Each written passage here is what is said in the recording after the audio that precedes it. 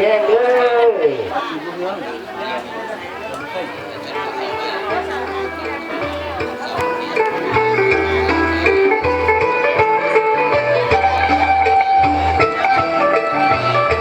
ผู้ใจพุ่งพอต่อไปเนาะนาไทยจิตอยู่บ้านพนไซเนาะพอโดยครอบครัวคนนี้เชื่อสื่อพระธาตุมันเงินขมาตักบัตรสวัสดิ์ยั่ว50,000 กีบ50,000 กีบเป็นวัฒนป้าธนาจึงได้กับคอยทหารใจดังขมักทำป้าธนาทุกยิ่งทุกประการยุวโนทุกขังพาลัง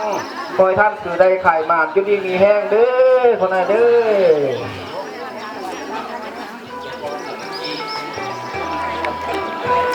อคุณจะพุ่งพอต่อไปเนาะนางคอนอยู่บ้านพนไซนางคอนอยู่บ้านพนไซพอโดยครอบครัวคนนี้เชื่อสื่อคาถานำเงินเข้ามาตักบัตรสวัสดิ์มีเงินอยู่100,000 กีบ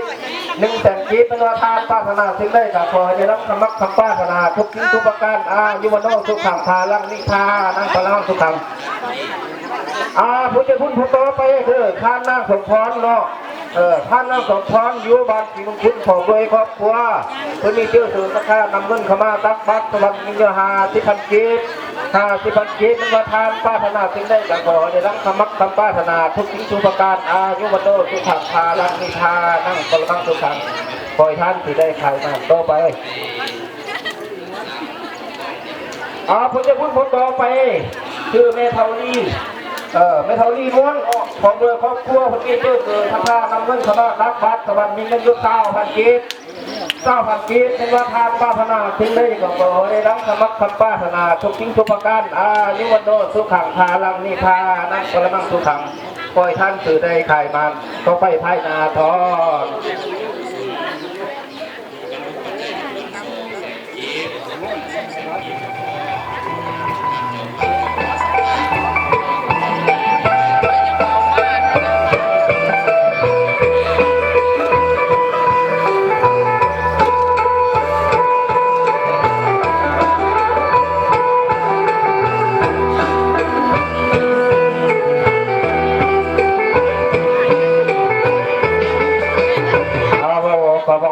อีกเนาะ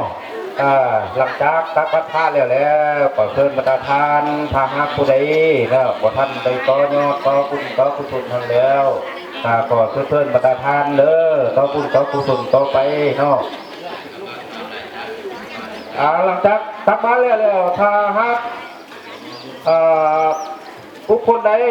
ท่านใดหากว่าท่านใดตักบัตรสวรรค์นะก็ขอเชิญเด้อขอเชิญประธานเนาะขอเพชรท่านาพุ่นหันแล้ว